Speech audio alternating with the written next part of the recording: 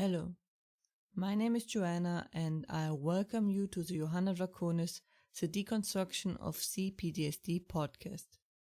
Today we're going to talk about how to communicate PTSD with your family.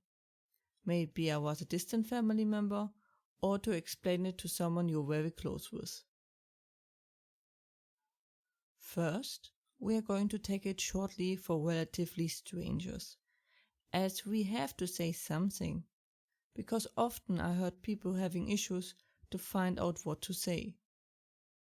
Then we talk about how to explain it to close family members, maybe by blood or not, as it is very hard to find the right words.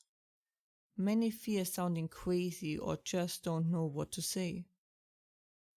It is easy to overburden non-PTSD people with gruesome information that is normal to you. That is also something I needed to learn. So we try to find the right tone and harming our counterpart as little as possible. Because for them often, a whole world collapses. A situation I often found myself in the last years was that I did small talk with people and then the typical questions came. What are you doing at the moment? And what do you do for work? And the like. When asked those questions, I usually was not really keen on open up about all my personal information, but I also can't lie. So what to say? Of course, it varies a bit depending on your private situation.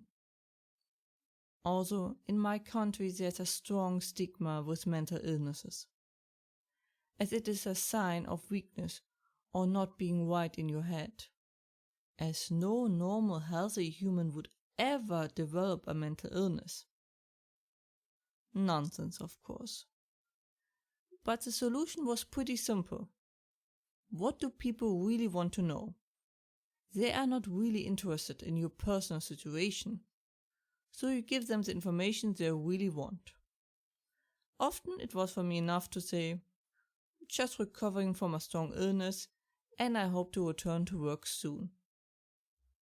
I recommend at this point to look up soon TM.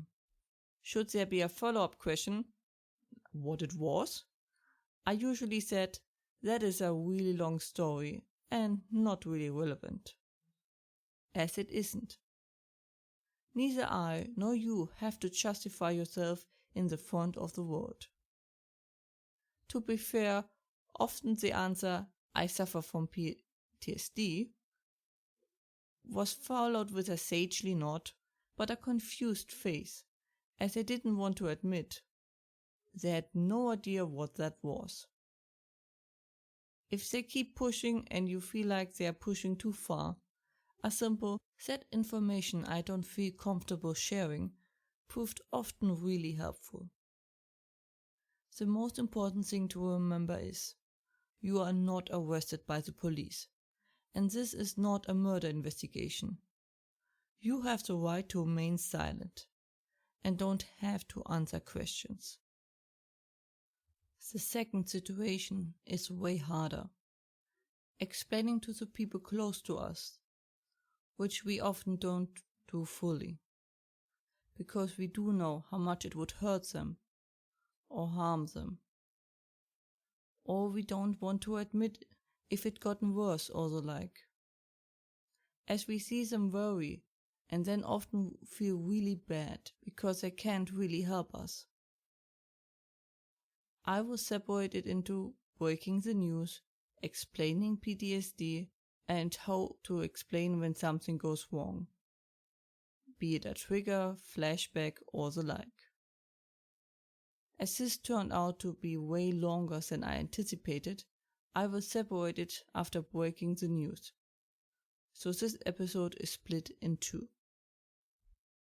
We start naturally with breaking the news.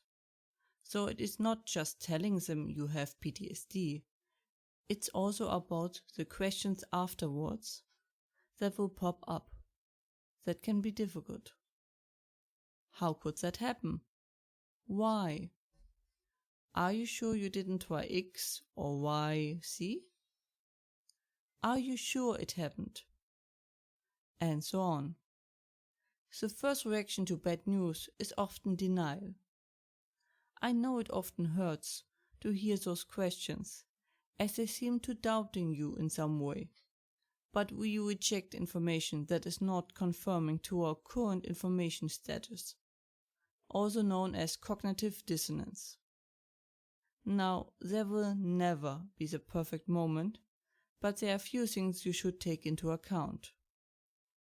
It should be a normal day. So no special event, no festivities, etc. You know, calm atmosphere. As much as it is cliché, I really recommend having them sit down. It calms people down.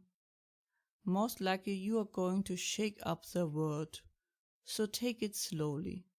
I understand wanting to get it just finally out and done with it. But that is unwise.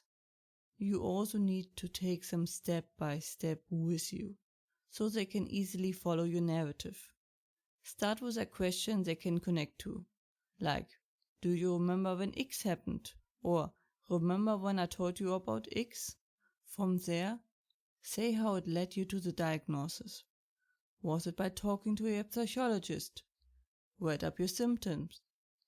Use soft language. The information is important, not the details. They care about what happened, not necessarily the details.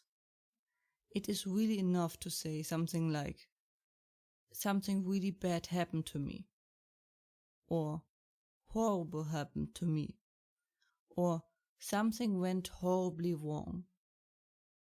The details can be overbearing to your loved ones. Try spoon-feeding them or keep it broad. Then see what they can stomach, even if they say otherwise. People who didn't come in contact with the true darkness of life have no idea how deep and dark the abyss can get. So you have to be careful, especially when they are older. You don't have to unpack, or you might think you have to unpack.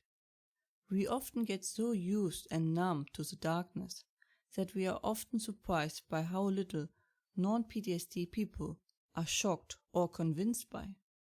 Also, your voice will help you a lot. They will hear the truth in your voice. People who know you for a very long time know how you sound. There's also a form of truth speaking we recognize as human beings. We just kind of know when someone in front of us is truthful. The skillful might still be lying, but nonetheless.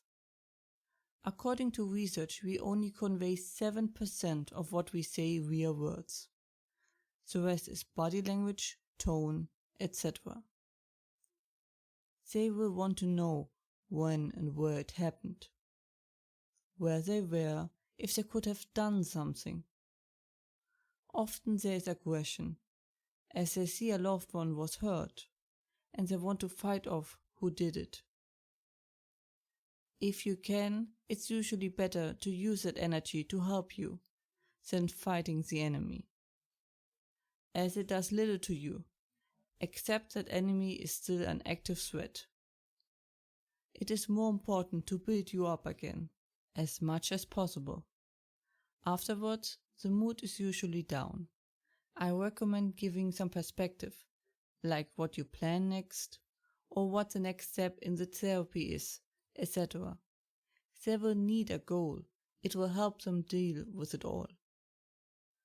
I know the confession is often infused with shame, as it feels like a defeat. There is no need to be ashamed.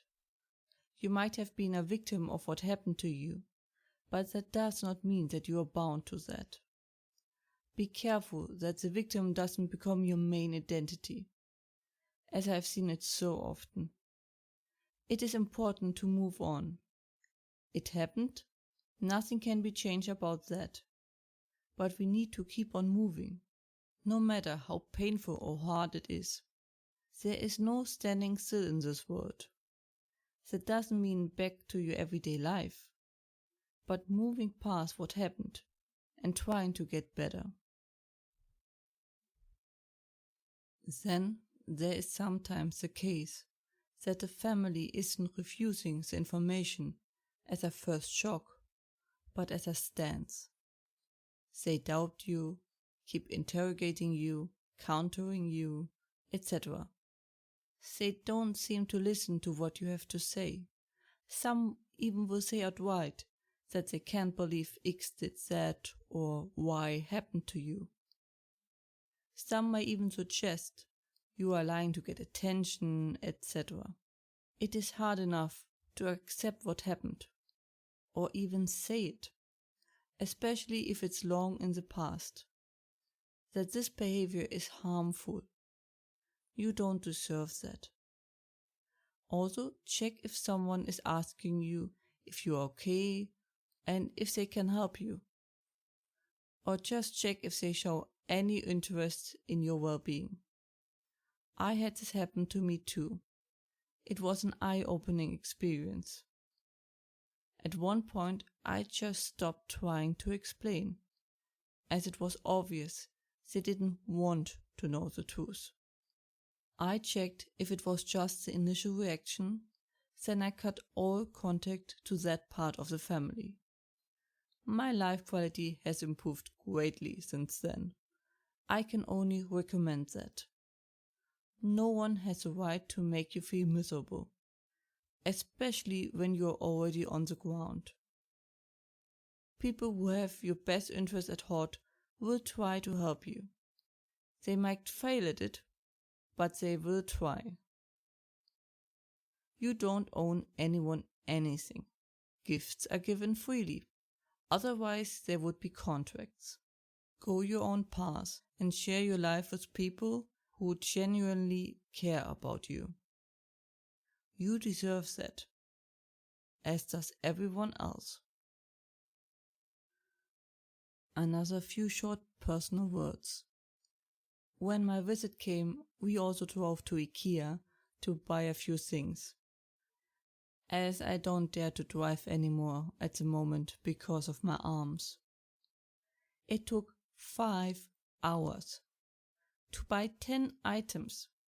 This is insanity. Well, including driving time and eating there. We left last minute. They turned off the lights as we left the tills. We didn't expect it to take so long. Still a lot to do regarding my new place. My to-do list is hitting the floor at the moment. But now at least I have a dining table. No chairs, but a table. Also, I got some plants and kitchen herbs. I even cooked a few times, despite still only having half a kitchen. Unacceptable. But it is really nice to have plants again, especially orchids. Since my time in Singapore, I have a special connection to them. That was it for today's episode. I hope you liked it. I hope it wasn't too short, but I had to make a choice, and I prefer splitting episode than it getting out of hand. If I missed anything you wanted to know, or if you have any questions or feedback and the like, please let me know at contactme@johannadraconis.com. More information and transcripts you can find as usually under johannadraconis.com/podcast. And links are in the description. I hope to see you next time.